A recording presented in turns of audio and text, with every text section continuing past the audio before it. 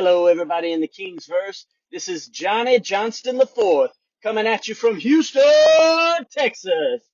And you're listening to the Kings of the Ring. You're listening to the Kings of the Ring Podcast Network.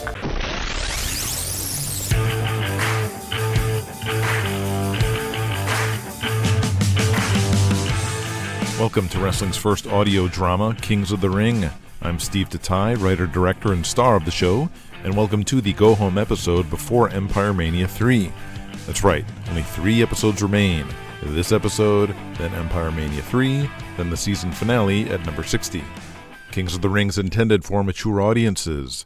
Today's episode would be rated M.A. for profanity, racist dialogue, sexual content, and sexual descriptions. Ladies and gentlemen, welcome to the Kings of the Ring. In his trailer, Brutal Bob Walker sits in a recliner with a TV tray before him. A Swanson TV dinner and a can of Old Milwaukee counts as this week's Thanksgiving dinner. Like all of America, he's watching Alf, when he's interrupted by an uncharacteristic knock on his door. He opens the door and sees Miss Kitty wearing a large coat. Catherine! Daddy. She jumps in his arms. What is it? What's wrong? Come in, come in. Barry kicked me out. He's divorcing me. What? I'll kill him. What the hell does he know? That jabroni trash. No. It's not his fault. It's me. I messed up. bad. I don't deserve it. Bullshit. Come here. Have a seat. He clears off the sofa of empty beer cans and notebooks scribbled with the WWA booking plans. You want a drink? Some coffee? A beer? No, I'm fine, but I got nowhere else to go. Can I stay here? Yeah, of course. You can have the bed. I'll sleep out here. Are you okay? Yeah, but there's something else. What is it? She stands and takes off her jacket. Bob's jaw drops as he points at her belly. What is that? I'm pregnant. Oh my. Wow, I never would have thought. Well, honey, that's wonderful news. Does he know? She shakes her head. Once he does, he'll settle down and take you back. I don't think he will. Of course he will. Once he hears he's going to be a father, it'll change everything. I know it did for me. He studies her face. Oh, no. Honey. Is Barry the father?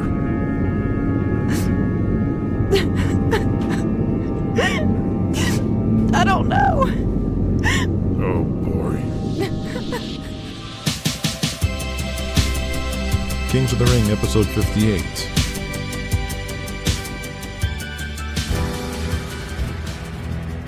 Daniel walks into the offices of the Billington law firm in downtown Charlotte with an urgent request.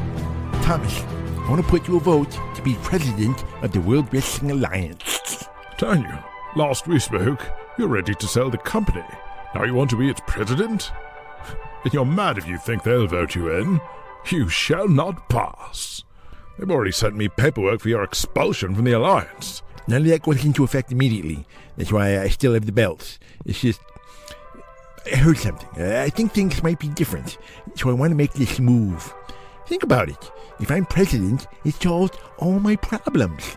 I can use these powers and assume control over the Alliance, including waiving my removal and getting my logos and name back. Are you sure? Yes, the president has those powers. You know that. You read the bylaws. The president has a lot of powers. Just our previous presidents never used them before because everyone generally got along. But turns out there's a lot I could do. I had no idea before. Before what? It doesn't matter. Just put together the papers and send them out to Burt, Nelly, and Raylan. Very well.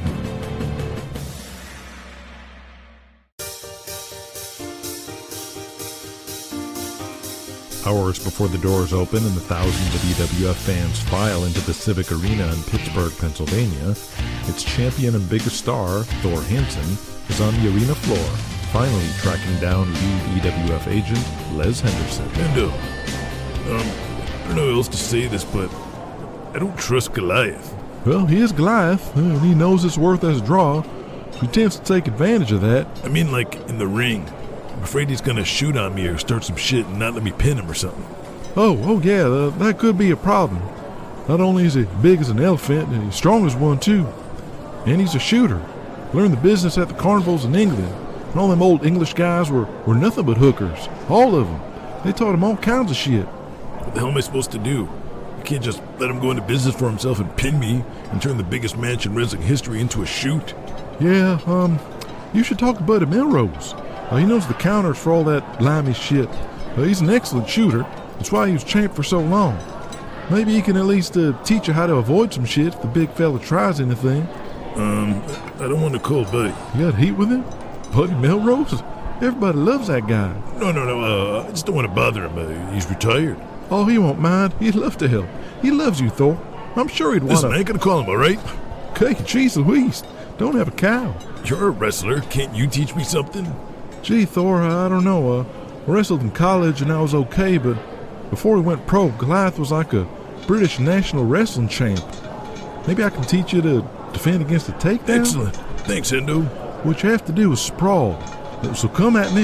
Just push on me as hard as you can. Okay? Whoa! Shit, Endo. You caught me off guard. Let's try that again. So just a bull rush me, and I plant my feet. And whoa! Endo tumbles to the ground again. Damn it, Thor. You're strong as a bull. Just give me a second to get ready. Thor puts his hands on his hips, wasting his time.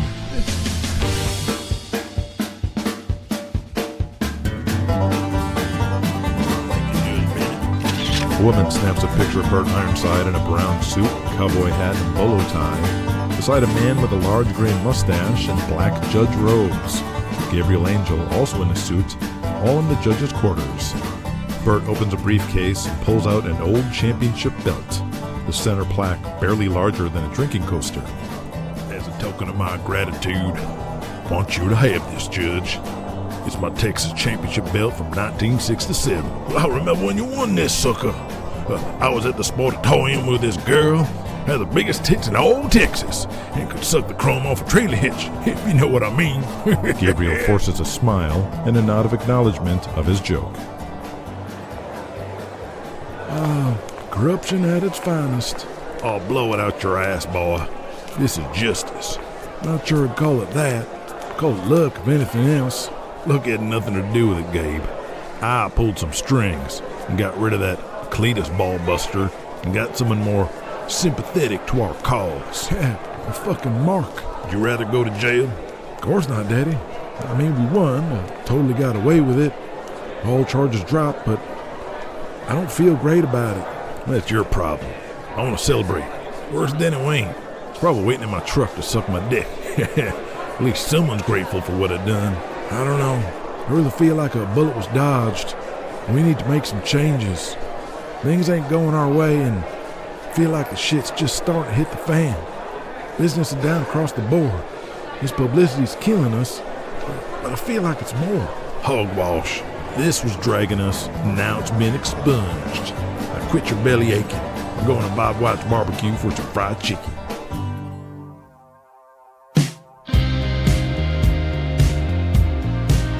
In the locker room of the latest EWF house show, Julian Cain has gathered Louis the Greek, Les Henderson, M'Butu Zulu, Jack Trades, and now Tommy Aloha to talk about Empire-Mania 3 just around the corner. This match at Empire-Mania is going to be more than just splitting Zulu off from Jack.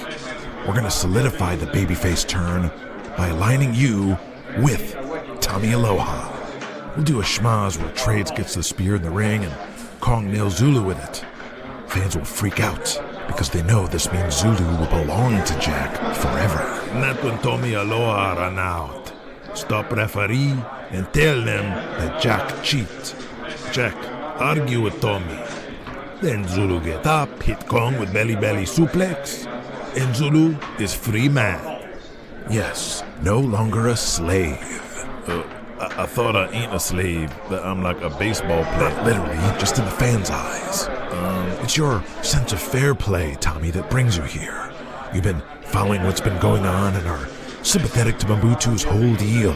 After this match, you'll become Zulu's guardian. Hey, like an animal handler. Oh, I get it. Like that Dr. Jane Goodall lady I saw on Mutual of Omaha's Wild Kingdom, watching over the gorillas. Same thing, right? And since Killian Cavanaugh and Tom still hate each other, Jack will bring Killian back into the fold, so we do Killian and Kong versus Tommy and Zulu. I don't know what it is, but when Henderson brought up the idea of you two teaming together, I could imagine an instant chemistry with you two. I think you have potential as a tag team.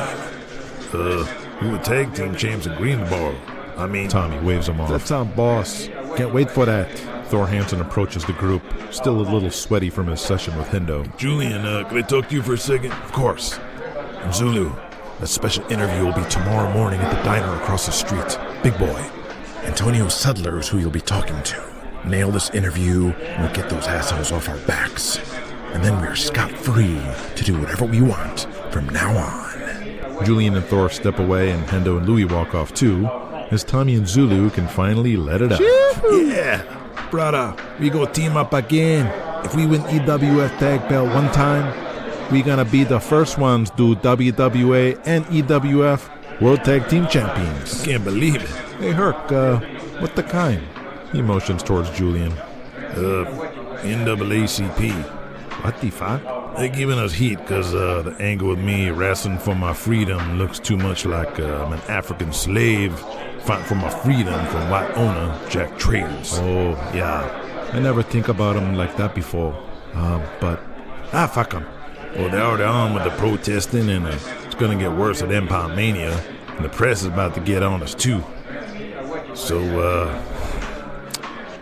Julian's having me tell the NAACP that they got it all wrong, and I ain't a slave, and I'm like a baseball player trying to get out of a contract.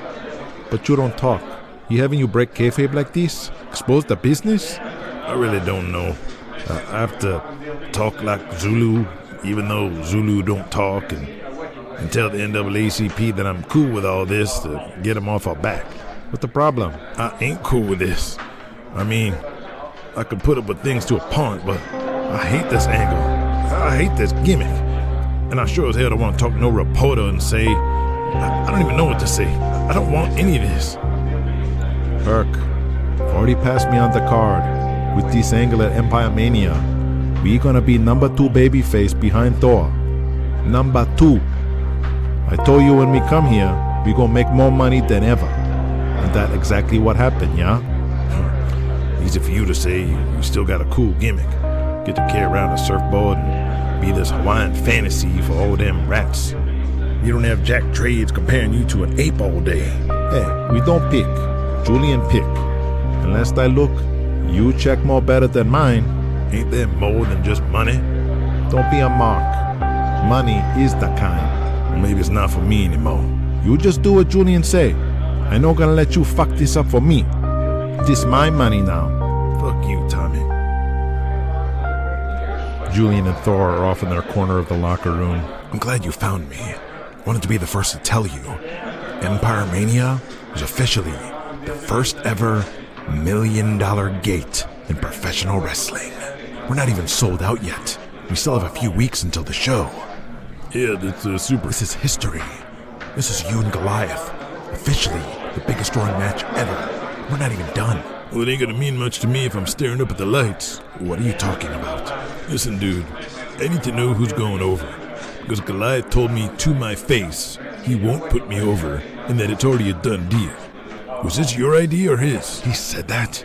No matter what happens at Empire-Mania, you are the face of the EWF. Oh, so I lose, but I'm still the face? What the hell does that even mean? I thought you and me were compadres, dude, but I'm not so sure anymore. Ever since Goliath got here, it feels like it's you two against me. You shouldn't feel that way. We started this together. We're gonna finish together. Finish? So I'm finished after this? No, that's not what I meant. Do I need to give the Alliance a call? Because I'm pretty sure I ain't gonna get jobbed out over there. You don't want to do that. Besides, you can't anyway. We're under contract, remember? You're gonna hold that over my head? Seriously? I can't believe you, Julian. Man, I'm out of here. Wait, Thor, don't. Thor walks off in a huff, his long, thick yellow hair swaying back and forth.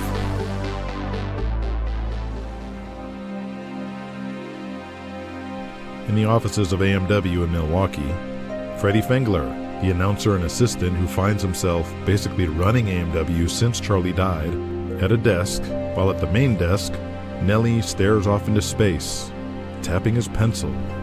You okay, boss? You seem distracted. Yeah. I mean, even more than usual, right? Yeah, I gotta get out of here. He gets up and grabs his coat off the rack near the door. Oh, geez, really? We still need to secure these dates for the next 2 months. After Corporal wins a gold, we want to run with it, right? Maybe start pushing King Kong Cyrus as his first big contender? Next 2 months. He grabs Freddie by the shoulders and stares into his face with his bloodshot eyes with heavy gray bags underneath. Listen here, Freddie, because you're my friend. We have one life, just one life. And what you do with it, you want it to mean something. Something of value. Do you understand? Sure. He takes off out the door. Oh, Nelly, wait, please. He walks out and stops at the secretary's desk. Oh, dear. Dorothy, I don't know what to do. What's wrong?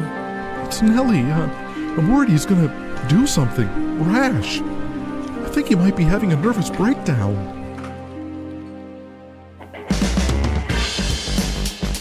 At the Civic Center, Nashville, North Carolina, Daniel Hawkins tracks down his new booker, Brutal Bob Walker. So it's, you and Danny Gold in the main event? Again? What am I, some kind of bozo? You wanted stability? I gave you stability. Everyone knows what they're doing, the card's organized, everyone knows what's going on. And on top, I've got name value. People in this territory know Brutal Bob, and there's no one else who can step in and take the spot. You have too many young guys. These guys are good, though, and proven. The fans know them. Bobby Lee Rivers had some moves, but no psychology. I put him with Donnie to make an example out of him. We can't keep using him on top. He's too little. And those Russians? Gimmick guys. The other ones, too. They're too green. Me working Donnie on top makes the most sense until I can bring in some established veteran guys I can trust to work with Donnie.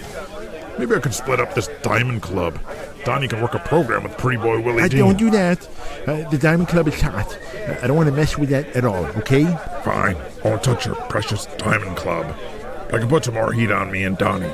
Do like a face-to-face argument on TV, then I'll slap him. But I'll make some phone calls soon. We'll see who I can bring in. Kings of the Ring will be back after these messages. Last year, burger chains spent almost $1 billion to get Americans to eat burgers. The next time you see a burger commercial, march down to Taco Bell and have a Taco Bell Grande instead. Seasoned ground beef, real cheddar, fresh lettuce and tomatoes. Give those burger moguls the attention they deserve. Taco Bell, the cure for the common meal. Another cure for the ordinary starts April 28th only at Taco Bell. America, the vote is coming in on which underwear you choose most. Fruit of the Loom are the next 5 brands combined. Take it away, Grapes. Our recent T-shirts are building a landslide, coast to coast. They fit great and last long. We're outselling the next 5 brands combined. We're voting for you with our dollars. So for quality and value, Fruit of the Loom is the people's choice. #1 outsells the next 5 brands combined. Bulletin. Now save up to $5 on Fruit of the Loom underwear. Details at participating stores. We now return to Kings of the Ring. M'Butu Zulu sits at his booth, facing the window inside Big Boy, finishing an enormous plate of meat. Mr. Zulu. An older man in a pinstripe suit approaches Zulu in a booth and extends his hand to shake. Zulu nervously shakes it as he takes his overcoat off and sits down. Hello. Nice to meet you, kind sir. I'm Antonio Sudler. I want to thank you again for meeting with me. Do you know why I'm meeting with you today? Yes, sir. Nice to meet you.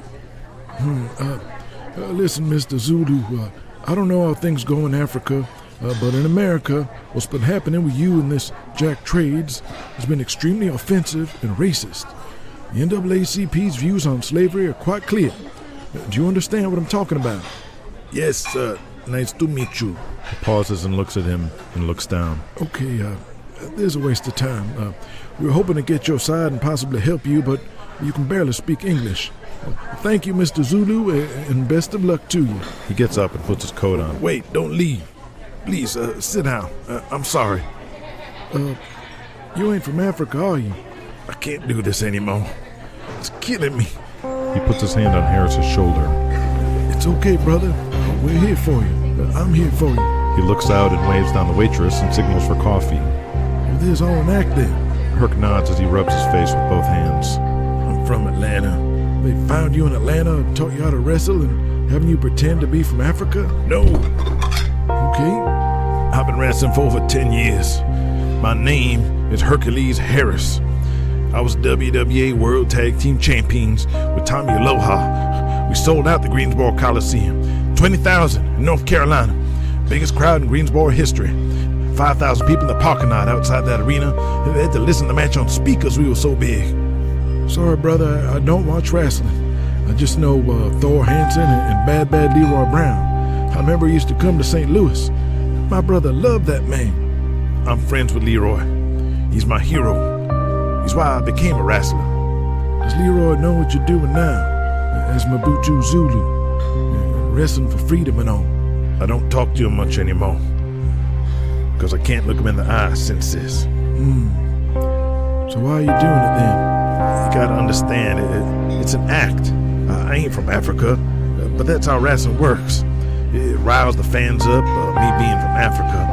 It was Julian Cain's idea. He's trying to make me an attraction that people will pay money to see and can make little toys out of me. Because he says no one wants to see Hercules Harris. But he's wrong. I sold out Greensboro Coliseum. Me, Hercules Harris. So this Julian's like a P.T. Barnum, creating a freak show, right? Are there other guys like you? Yeah, Kong is this big Oriental from Vietnam, but he ain't even Oriental. He's Samoan. That's what the EWF does. They change you into a cartoon for the show, for the toys. We can't just be ourselves like the Alliance. The Alliance? The World Wrestling Alliance. It's other territory. A different league from EWF. Like Pepsi to EWF's Coca-Cola? Yeah, something like that. Now, pretending to be an African is one thing. But now this whole soap opera on TV is built around you, the African, owned by this old white dude. And you have to fight for your freedom? You don't see the problem with that? Of course I do. I ain't blind. But what the hell am I supposed to do?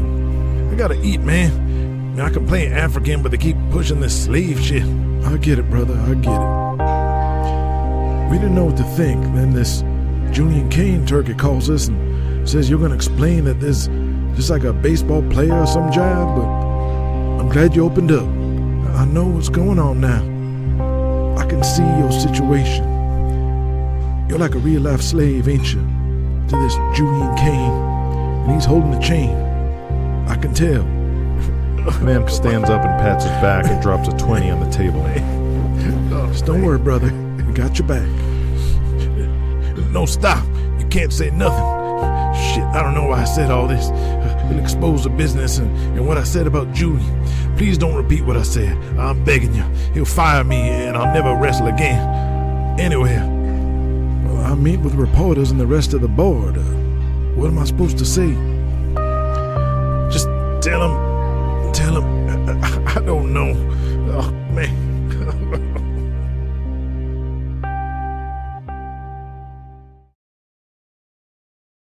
NBA's expansion quest has moved to the next step of the Mid-Atlantic, as the two finalists for the new Charlotte franchise have been announced. George Chin, owner of the Rutledge Education Systems, and another headed by Ava Hawkins of the North Carolina National Bank. The other franchises will be Miami, Orlando, and Minneapolis. In NASCAR news, Dale Earnhardt had another rough outing. Jerry George, better known as Corporal Punishment, is fast asleep on his lazy boy in a small house in South Carolina. His ill mother asleep in the other room. You've reached the George residence. Please leave a message and your name and number after the beep, and you have a very special day. God bless you. Jerry, it's John Snyder from Hasbro. Yeah, long time no see. One of my guys in R&D had an idea. He saw you at the Meds at the arena. Hello, Mr. Snyder. It's Jerry. Jerry, how are you? The reason I'm calling is because it sounds like you're a big deal again. I got a buddy out of Chicago. He says he saw you there as the main match, and the people went bonkers for you. Thank you, Mr. Snyder. That was a very big match for me in Chicago. Well, since you're back on top, what do you think about, you'll be in part of Hasbro again. That'd be fantastic, sir. I believe, I don't want you doing anything with me under false pretenses. I'm not with the Empire Wrestling Federation anymore. This is a different group, and I know you do the EWF action figures. I know, Jerry, I know. That's why I had something different in mind. What would you think about joining G.I. Joe? Well, that sounds incredible, Mr. Snyder, but how would that work? It's a cartoon show. I know that, Jerry. What I'm proposing is we put you in the cartoon. Now, I know what you're thinking, that we have some Star Wars laser beam gizmo that can shrink you down to the size of a quarter, and we can put you into a TV set. But I have to be upfront and tell you, we don't have that. We can't actually transform you into a cartoon. Thanks for clearing that up, Mr. Snyder. Took them an hour for them to explain that to me. What I mean is, they'll just draw you as a character, and you'll be right alongside Duke, Lady J, Snake Eyes, and the rest of the characters. Again, not actually you, just a drawing of you, and we'll record your voice with the other actors who do the voices for the cartoon characters. Yeah, I think I got that. But I would absolutely love to do that. Good. So again, I don't want to make any promises just yet. And we got to do our own research if this will work for you, if you're famous enough. Well, things are better than ever. Yeah, and I have it on good authority that I'm going to be the champion very, very soon. If that happened, that'd be enough to shut the boys in marketing up. But let me know when this happens. You can fly back out to Connecticut. You can even bring the title belt. Yes, sir. Woohoo!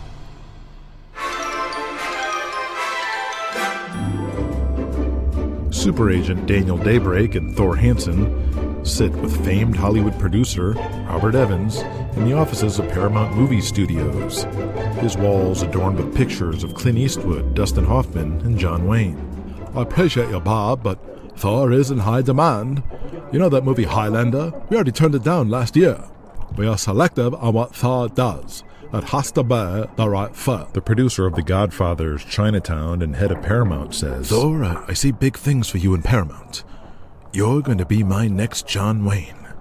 You already made a splash with Rambo, but now Hollywood is ready to embrace you all the way. We'll do 3 pictures a year, and you'll be enormous. Daybreak turns to Thor. What do you think, big guy? Thor thinks about what's waiting for him back in the EWF, Julian Cain and Goliath, and gets a sick feeling in his stomach. He nods. Let's do it, Bob. Now we're talking.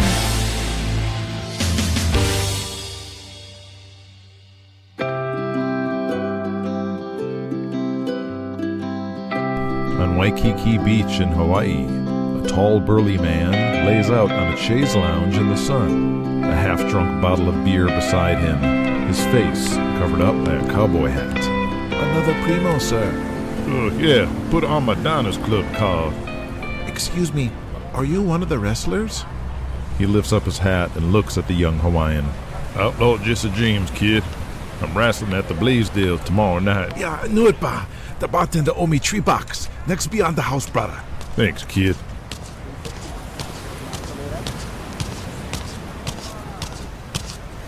Hey, Jesse, my grandma sent me to pick you up. Who are you?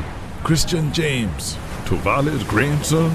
Jesse looks up at the 6-foot, 240-pound brick house. How old are you? 16. 16? You look like a full-grown man. Christian looks down at Jesse and raises one eyebrow. Hey, brother, I'm Samoan. Your grandma have you wrestling yet? No, ba. I play football, Kaimuki High. I going NFL. Kau?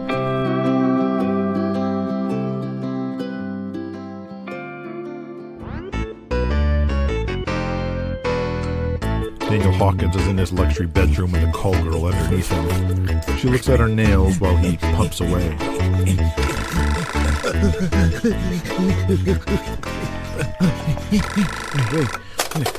Hello? I believe an apology is in order for casting doubt on your harebrained scheme. What do you mean? We have votes immediately submitted by Burt Ironside and Raylan Crenshaw for 2. Then your votes from Atlanta, Charlotte, and St. Louis gives you 3. And? That's it. We've received nothing from Nelly Gotch. To cover our bases, we've made multiple attempts to reach Nelly at home and the AMW offices, and still nothing. So what does that mean? If we reach the deadline next week, and Nelly Gotch does not submit his vote, you will be the new president of the World Wrestling Alliance. Yippee! Goody goody gumdrops. He celebrates as he turns to the hooker. How much for anal?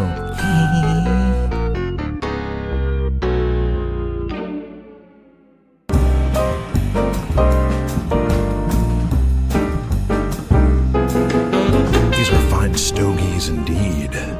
Thank you for inviting me here. Goliath nods as he sits back in the large velvet chair. I want you to know you've done more than fulfill your end of the deal. Bringing you in has been a remarkable success, and I hope you look forward to making history at Empire-Mania 3 next week. This is an important event for the EWF and for our legacy. And one of the key components of our legacy is Thor Hansen. We've been building Thor for 3 years into our top draw and focal point of the company. It's why you're being paid so handsomely to be his greatest opponent, his greatest challenge, the man who hasn't been beaten in 15 years, the biggest match in history. We even have a contract to guarantee your pay. On top of your base salary, you'll be getting your percentage of the gate, which is substantial. It's safe to say you'll be receiving the biggest payoff in wrestling history. The reason for that is because you're going to lose to Thor Hansen at Empire-Mania 3, clean as a whistle. First of all, I done jobs for Mikasa. I ain't gonna let you disrespect him like you do the others. Fine. That last match at Budokan was a submission win, right? We'll say you haven't been pinned in 15 years, okay? And don't you think you can make more money with 2 matches? I win the first, Thor wins the rematch, and maybe a third. I'm not a fool, Don. I wouldn't trust you to stick around to do 2 more jobs. I know one big match is all I can expect. So it has to end with Thor Hansen as the winner. This is about Thor and his legacy. Now, I'd be open to you going over in a rematch, but the only scenario for this first match is Thor's hand raised. Well. Looks like you didn't just fall off the turnip truck after all. Well done, Julian. You'd be a fool putting me over and expecting me to just lie down for 4 later on. Tell you what, give us $1 million and we'll call it a day. I beg your pardon?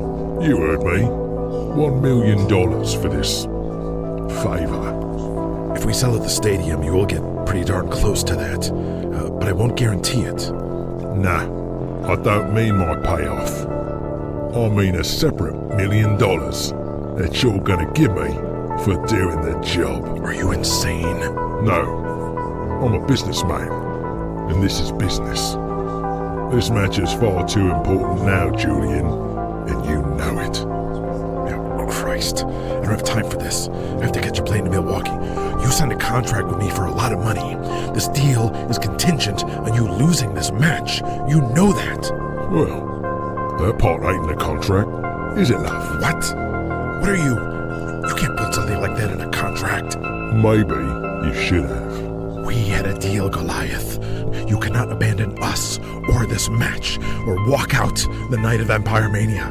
If I walk out or I no-show, then I look bad. Like a coward. Oh no. I'm gonna do something far worse. If you don't give me an extra $1 million quick, I'm gonna go to that ring and I'm gonna squash Thor's head like a grape. It'll be the most horrific thing ever seen on telly. It'll give children nightmares for life, and it'll shut you down. I won't go to jail, because it's wrestling. My lawyers will say, it's just a stunt gone too far. You're serious, aren't you? I don't joke about money, Julian Cain. Pay me my $1 million, or else.